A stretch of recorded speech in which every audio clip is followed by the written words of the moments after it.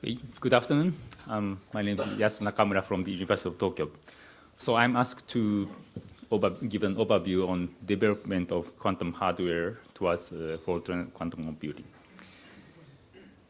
So we are, or at least I am, very much fascinated by the idea of fault-tolerant quantum computing. To me, it's like a perpetual quantum machines. So if it properly works, the machine can get rid of entropy created by the errors taking place in the quantum circuit, and then keep the circuit in the pure state, in principle, forever. So with that, we can implement just a big arbitrary unitary operator to create arbitrary, say, quantum states and arbitrary, say, computing in the quantum circuit. And indeed, we can, in principle, create the arbitrary superposition, or in other words, arbitrary many worlds in our quantum computer. Of course, in the end, we have to measure them and then come back to our own world.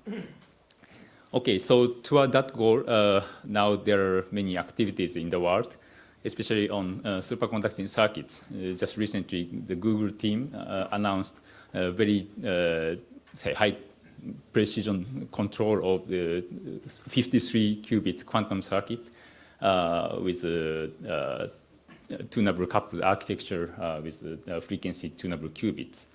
And they actually implemented very fast 2-qubit gates that allowed them to achieve very high fidelity. So this is one big milestone in our community. And of course, other groups are following, like IBM also announced a 53 qubits quantum computing chip. Now it's on service on their cloud.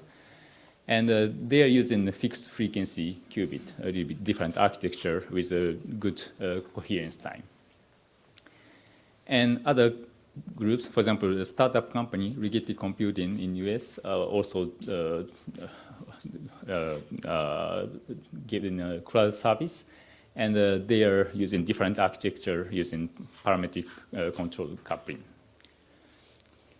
And also in Europe, for example, Intel is collaborating with the Delft group, and they are also developing integrated superconducting qubits. And for example, they are developing 49 qubit chips. And also in China, there's a group in Zhejiang University, for example. They recently reported like 20 qubits coupled to one single resonator as a quantum bus, and they can entangle those qubits through the resonator, and they demonstrated 18 qubits entangled state recently. So in Japan, actually, we are running a project, QLEAP quantum flagship, under the support of MEXT, and there we are developing also an integrated superconducting qubit circuit. So here, this is a schematic of our device. So we have two-dimensionally integrated superconducting qubits array. And then we actually deliver the control and the readout signal from the bottom of the chip to vertically access to each qubit. And we just started measuring our new 16-qubit chips. This is a picture of the 16-qubit chip with a dimension of 10 by 10 millimeter. So, so those are latest activities on this direction. So, yeah, in parallel, there's also an activity on silicon quantum dots and spin qubit in the solid-state system. And but today I like to cover two other activities on quantum computing. Oh, okay, but before that, okay. So, now, okay, so in the superconducting qubit community and also maybe in spin qubit community, we are now try hard to push up the scalability and to a larger scale quantum circuit. So basically, what we are doing the brute force approach to expand our system, but of course we have to be smart. So I would say smart brute force. So first of all, we have to improve the coherence of our qubits. Like there's a challenge on material engineering and also fabrication process. And in addition to the long coherence time, we need fast gate and fast readout. For that, the circuit design and architecture are quite important. And also for scaling up, actually the packaging of the chip and also wiring to the chip are quite crucial. So to avoid any noise coming, we have to filter them, shield them, and also summarize the chip very well. And for larger system, we need very high density qubits, high density wiring. And for that, we actually need to miniaturize each component for those wiring, like connectors, amplifiers, and filters, and so on. And also, we have to develop peripheral technologies for that. For example, controlling, say, hundreds of qubits is quite challenging in terms of electronics, say, room temperature electronics now in the present technology. So, for example, for fast feedback control, we need low latency electronics. And currently, we are using microwave control, but say microwave generators, modulators are very cumbersome technology. So maybe, hopefully, in future, we can do that in all fast digital electronics. And also for low temperature electronics, like a single flux quantum logic technology in superconducting circuits or cryo-CMOS technology could be useful to avoid many wires from room temperature to the low temperature qubit systems. And also, say, to enclose all the qubits and all the wirings, we need good cryogenic technologies. And of course, okay, with that, we can expect that maybe hundreds or thousands of qubits could be implemented in our dilution refrigerator. But maybe beyond that, we need some disruptive technologies. So I would like to discuss some new directions beyond brute force. So there are some recent activities on so-called robust qubit or maybe protected qubit using a different kind of circuit. So, for example, this is an example by recent work from Princeton group. So they developed some superconducting qubit circuit with a special symmetry, and that symmetry protects the qubit from major decoherence channels. So this is called zero pi qubit, and so they recently demonstrated the first experiment. And also, people are starting to use harmonic oscillator mode in a superconducting resonator, which tend to have very nice quality factor and coherence time. And there, they encode qubit information in a harmonic oscillator mode in a special way. So those codes are called bosonic codes, and this encoding works as works as an error correction code. So there are several types called CAT code, binomial code, GKP code, and so on. So this is a latest work by Yale group who demonstrated the realization of a GKP, Gottesman-Kitayef-Plesky code in a very high quality superconducting resonator. So this looks like a state for digital coherent communication, but of course this is a quantum superposition state in a quadrature space in a harmonic oscillator mode.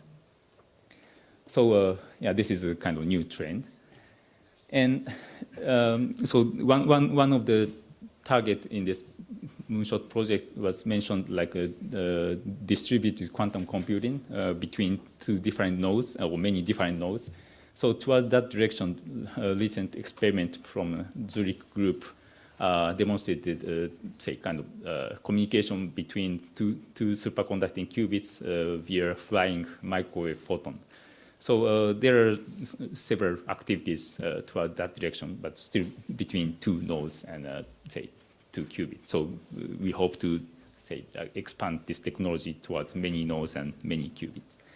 And I also like to mention that, okay, there are not much activities so far in the, say, solid-state community, but later I mentioned that in optical realization of temporal mode entanglement and measurement-based quantum computing architecture.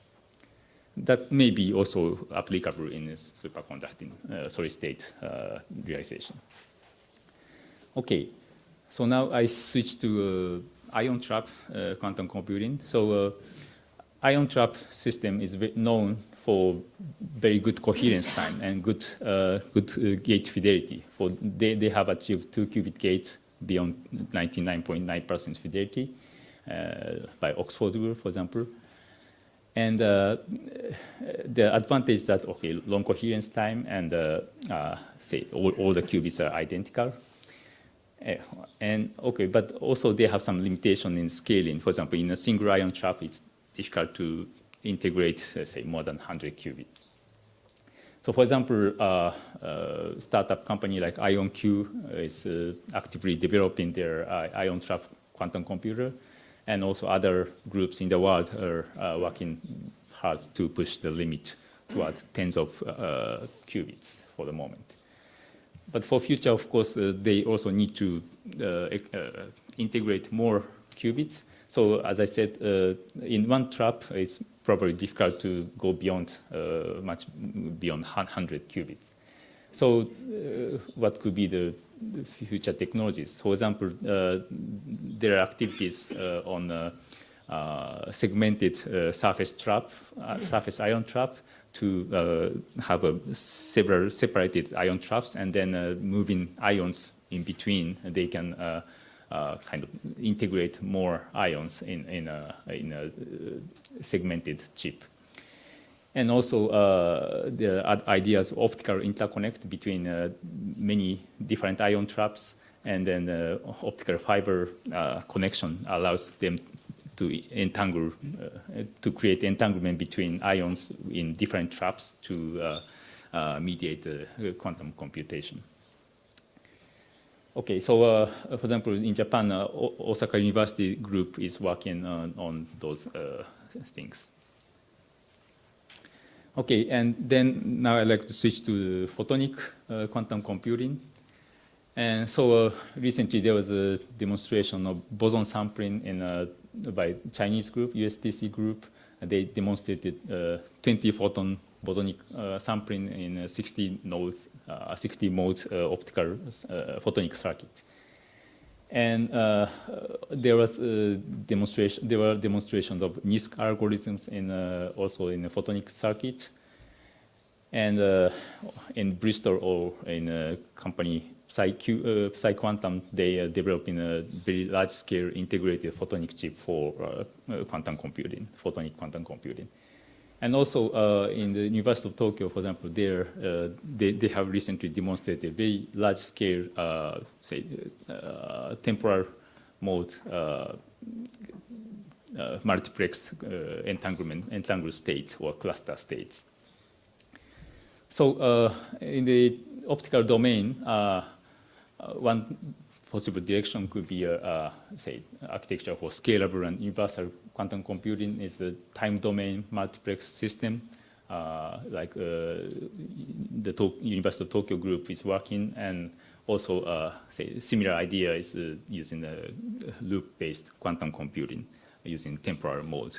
So the advantage of this time domain multiplexing is that they don't need many devices, just creating a series of photonic wave packet to integrate a large number of qubits. And for that kind of technology, like a photonic chip and a fiber delay line could be useful to build a stable optical circuit. And also, as I mentioned in superconducting circuit, bosonic encoding in this optical mode is also could be also useful in the photonic realization. And also in ion trap, there's a group using phononic mode for doing this kind of bosonic encoding, which could be also interesting. Okay, so this is almost at the end. Our future, so currently we are working on high fidelity controller and readout in scalable architecture and working on NISQ applications. And maybe soon we are moving towards implementing quantum error correction, maybe realizing some simple algorithms or quantum simulations based on error correction. And of course, in future, we hope to realize fault-tolerant quantum computing and demonstrate real exponential quantum speed up. And of course, in the course of this development, we expect a lot of kind of spin-off technologies, spin-off ideas, and that will be very fruitful outcome from our field. And of course, we have to be optimistic, otherwise the technology will not move on. And yeah, currently we are working, for example, in superconducting qubits, we are working in tens of qubits, but our target is like millions of qubits. So we still need a lot of jump within this 20, 30 years.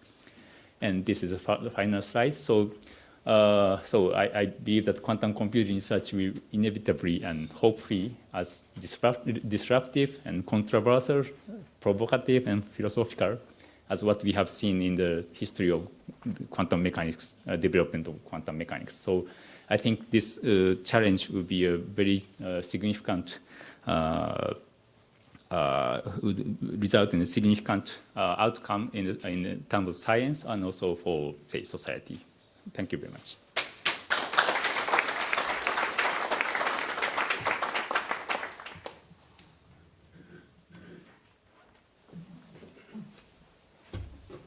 Thank you very much, Professor Nakamura, for fascinating talk. So next, I'd like to call Professor Keisuke FUJII for delivering a talk on the quantum softwares. Please.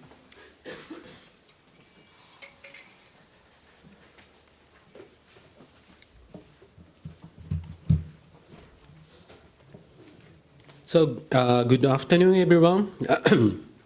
Sorry, my name is Keisuke FUJII from Osaka University.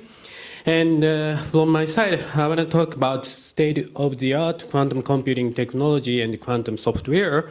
So let me begin with what is quantum information and how quantum computer works. So as you know, information in your classical computer is represented by the binary variable called bits, which takes either 0 or 1, or physically the particle is either left side or right side. So this is the classical information. But in the quantum world, it's very mysterious, but we are allowed to suppose two different physical states. So we can take suppose state of 0 state and 1 state. Or physically, we can take the particle is left side. At the same time, the particle could be right side. So whether or not the state is 0 or 1 is not yet determined. So the idea of quantum information is use this kind of superposed state as a resource for information processing. And this superposed state is called quantum bit as a minimum unit of information in the quantum world. So if the number of qubits increased, then we can suppose exponentially increasing possibilities starting from all 0 state to all 1 state. So the possible states, possible classical states are exponentially many. But if you have a quantum state, you can take any superposition of these exponentially large patterns. But unfortunately, the amplitude of possibility of each state is very small, exponentially small. But the good thing here is this amplitude behaves like wave, described by the complex variable.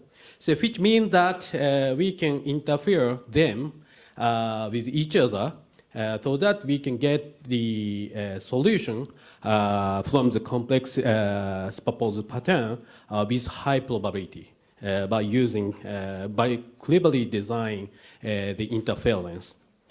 We already know several mathematical problems on which this quantum algorithm works well. For example, factorization, which is important for the security issue, and also database search, which is applied various situations. So if you want to solve some combinatorial optimization problem, sometimes we have to do some brute force search, but it can be accelerated by the database search by using quantum algorithms. And also, if we think about a quantum chemistry or quantum simulation, basically quantum computer represents quantum state efficiently. So we can simulate some molecule or some materials efficiently on the quantum computer. And also, we can solve certain linear, very large linear system, which could be applied for machine learning. So in this way, by using this quantum phenomena, we can accelerate very important problems. So next, I want to move on to the state-of-the-art quantum computing technology. So currently, as you know, many companies like Google, IBM, and also venture company Rigetti and IonQ heavily engaged in developing the quantum computing devices. And nowadays, the number of qubits is gradually increasing year by year. And the researcher thinks the number of qubits, something like 50 qubit or 100 qubit, is very important to achieve. This is because if you want to write down the full information of 50 qubit on your classical computer, it takes 16 petabytes. So in this sense, it's very hard for the classical computer to simulate the quantum computer itself. So this kind of milestone is called quantum computational supremacy. And as you know, very recently Google announced that they achieved quantum computing supremacy. Actually, they successfully realized 53 qubits on the chip using superconducting qubits. And they demonstrate elementary gates for quantum computing with high fidelity, something like above 99% for the single qubit gate and the 2 qubit gate. And measurements is done with fidelity something like 0.96. But unfortunately, actually, this fidelity is very high, and technically, this is very challenging. But unfortunately, total fidelity of your quantum computation decay exponentially with the size with the number of qubits and with the size of computational steps. So this is because there is no quantum error correction. And if you want to do very complicated quantum algorithm like factorization or quantum chemistry simulation, we definitely need quantum error correction, which protect quantum information from noise. But still, we can demonstrate some advantage against classical computer on the current quantum computer. So Google reported they can samples 10 to the 6 samples within 200 seconds on their quantum computer, but the same task takes 10,000 years on the classical computer. And also soon later, IBM's group reported some rebuttal, and they claimed that if we cleverly use the supercomputer, it takes only 2.5 days. But still, quantum computer is extremely faster than the classical computer. But we should realize that this task is very useless. Actually, this demonstration is just designed for the benchmark of current quantum computer. But important message of this quantum computing supremacy is here. So this means that we have at least one task which cannot be done on classical computer, but which can be done on the current quantum computer. So this achievement is something like the first flight by the first flight in the world.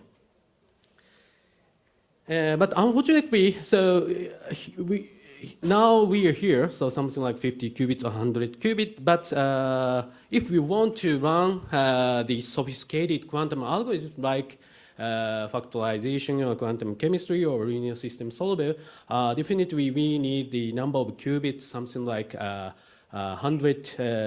million or 100 million qubits, which could be realized in the next 30 years, 2050. But currently we are in the middle, sometimes which is called noisy intermediate scale quantum technology or noisy intermediate scale quantum era. And important thing here is currently NISQ is a very hot topic, and many researchers are interested in how to make full usage of NISQ devices. But important thing here is it is very uncertain whether or not this NISQ device brings quantum advantage by itself. But at least we can say NISQ device is the best testbed for larger scale fault-tolerant quantum computing. So I guess next milestone would be definitely a demonstration of quantum error correction. So next we want to see how quantum error correction and fault-tolerant quantum computing works. So in order to protect quantum information from noise, we have to encode quantum information into the many-body entangled state in the, by using the many physical qubits. And if you have a 50 qubit or 100 qubit, then we can protect just one logical qubit from noise. And I think, I fairly think this protecting quantum information from noise would happen in the very near future. And as a result, lifetime of logical quantum information is not limited by physical lifetime of quantum state. So we can have quantum information long time. But in order to run some sophisticated quantum algorithms on the quantum computer, we definitely need a lot of protective logical qubits.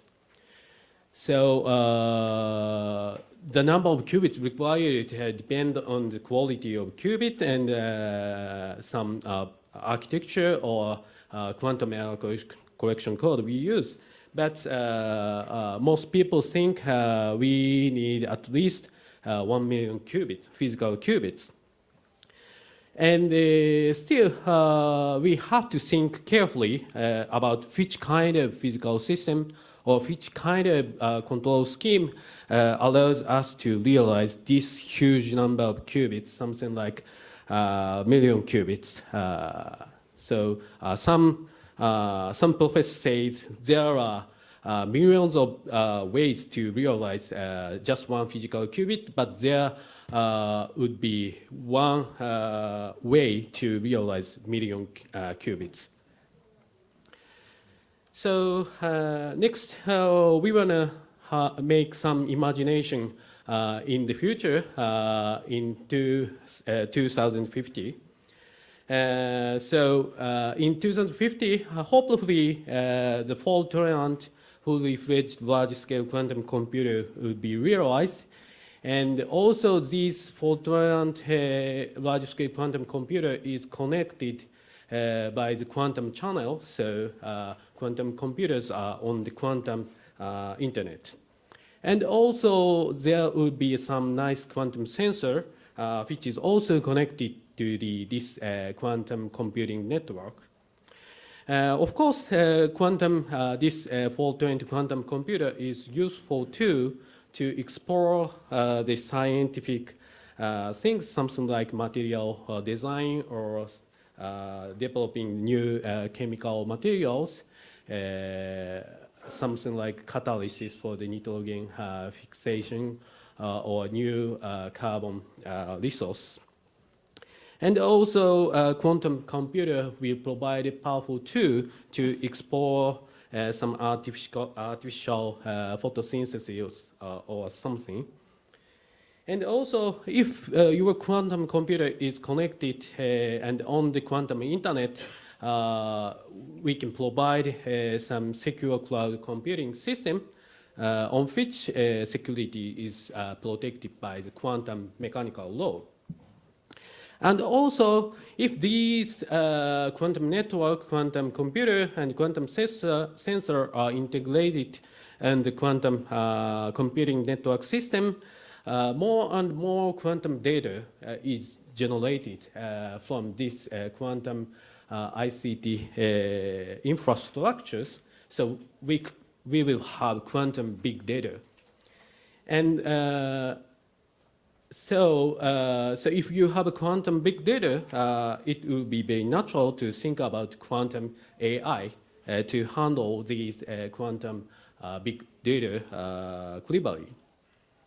So to realize these kind of quantum ICT society, from my side, we have a lot of subjects we have to do on the quantum software and theoretical things on quantum computing to, first of all, to handle the actual quantum computing devices, we have to carefully design the quantum hardware control, like a middleware or quantum classical interface to control the quantum computing devices. And also to make full use of individual quantum system, there will be lots of candidates of quantum computers, superconducting qubits, ion trap, photons, and spins. In order to make full usage of these physical systems, we have to carefully design the architecture for the fault-tolerant system and quantum error correction. And also to program a quantum computer efficiently. And for the software engineer, we have to develop the quantum programming environment, which include software development kit or API or compiler or something. And also, if you think about the applications, we have to develop the quantum algorithms, which cleverly use the quantum speedup for important problems.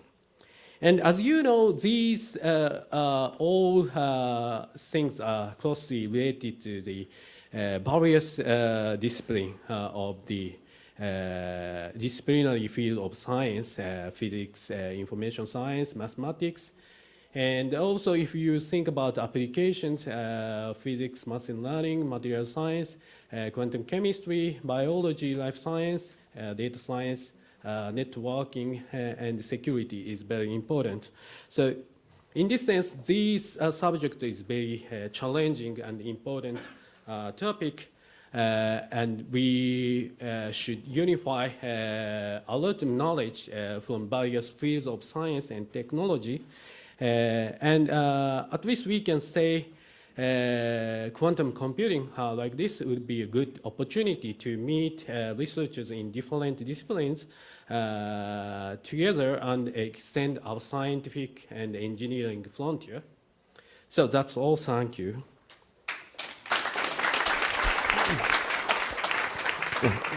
Thank you very much, Professor Fujii. So I'd like to call Professor KOSAKA for giving us recent trend in the quantum networks.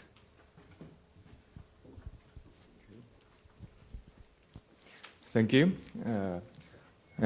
It's a great pleasure for me to talk about research trend in quantum network in this Moonshot International Symposium. My name is Hideo KOSAKA from Yokohama National University. Here's the content.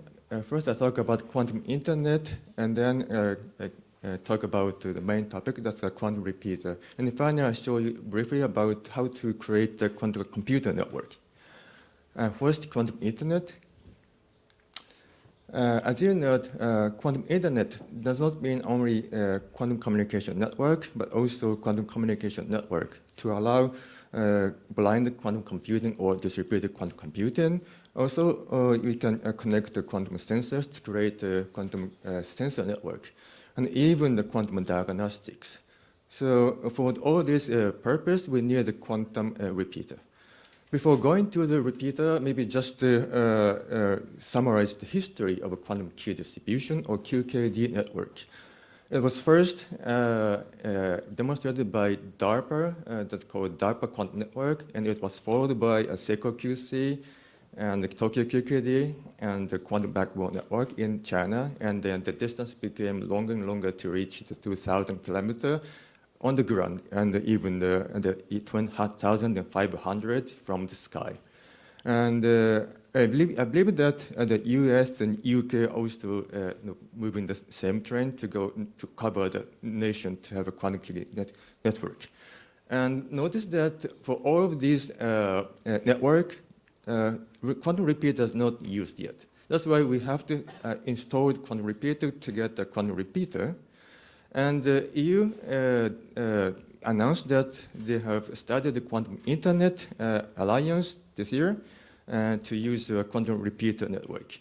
And then QTIC here is leading this alliance, and they're going to connect 4 cities in Netherlands to using a quantum repeater based on Diamond or maybe others. And also in Japan, we also started the Quantum Internet Task Force to get a quantum repeater network based on diamond or ion atom or photon devices. And let me just summarize what we need to develop toward the quantum internet. The first, the current status is the so-called trusted node QKD system that allows quantum enhanced security, but not absolute security. That's because we use the classical computer to connect the network, a quantum network. That's why we need to move on to another step, that's a quantum repeater-based QKD system. Then we get the absolute secure network for long distance and also multi-party connections. And the final goal should be the quantum computer network. In this case, we need a quantum media converter that will be similar to quantum repeater here, to connect quantum computer to network. Then you get a quantum network. And the main topic here is a quantum repeater. And I'm going to talk about what we need for quantum repeater network, and then what's promising qubit. And then move on to our research, that's a diamond repeater. And finally, I'll show you what we got so far and prospects. And I just show you what required for quantum repeater. We basically need 4. The first one is the fragment of entanglement between nodes. And that's actually can be probabilistic, but should be in a heralded way. That means that we need to know when we get entanglement. And then the second one is very important. We have to connect entanglement using local based measurement. This should be deterministic. That means it should be 100% sure, right? And then we need gate operation, of course, which must be very high fidelity, not only for swapping the entanglement, but also purifying the entanglement on the end nodes. And finally, I want to stress that we need a quantum memory. And the quantum memory allows the scalability. That means we can expand more than 10, right, 1,000 kilometers. That should be needed. And as you know, we have a lot of candidates for the qubits, for maybe quantum computer. We know that superconducting circuits is playing a key role. That's because it runs pretty fast. But if you say the fidelity, as you just heard, ion trap is maybe the best in the world, no? But in the case of a repeater, we have to satisfy not only the gate speed and fidelity, but also memory time. That's why we're going to use ion trap, a diamond, or cold atom.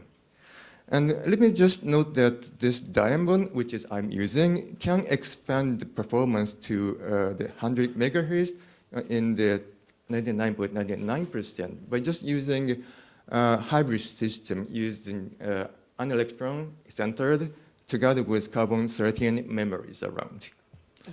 And before going to the diamond, let me just summarize again about what they got using ion or atom here. And ion, as I said, shows the very good high fidelity as 99.999%, and also they can trap 11 atoms so far, right, to have a quantum computer. And we can use that for quantum repeater, of course. And atoms guy has actually also trapped hundreds of qubits in two-dimensional quantum optical lattice, and also they can create a long atom photon entanglement over 20 kilometers using quantum wavelength conversion.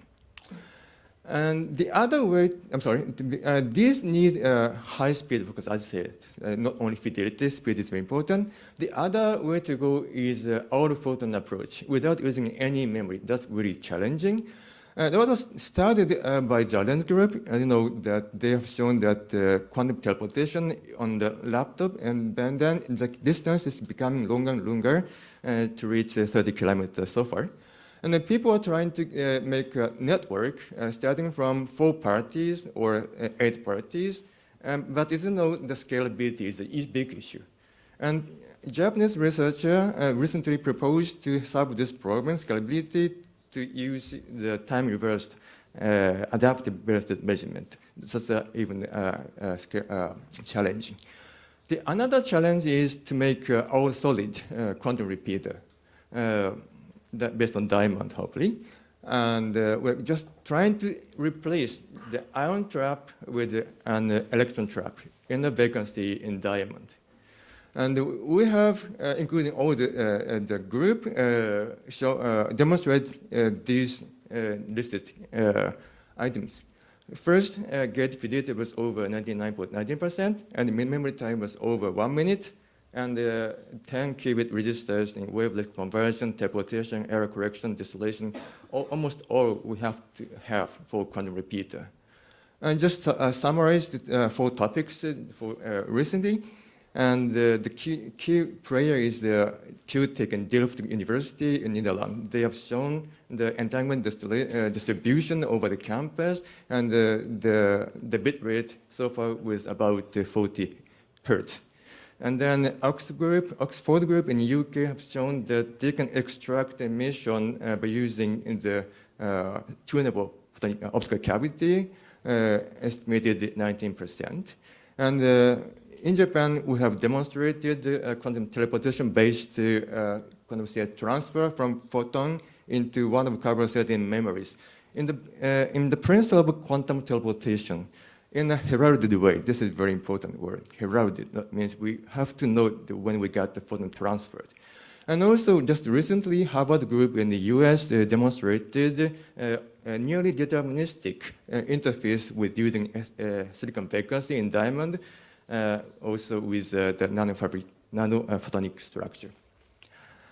Note that all of these demonstrations, including ion atom or all photonic, still component level. So we have to move on to the second level, that's the system. So let me just show you the two ways to go. One is the QTech in Netherlands.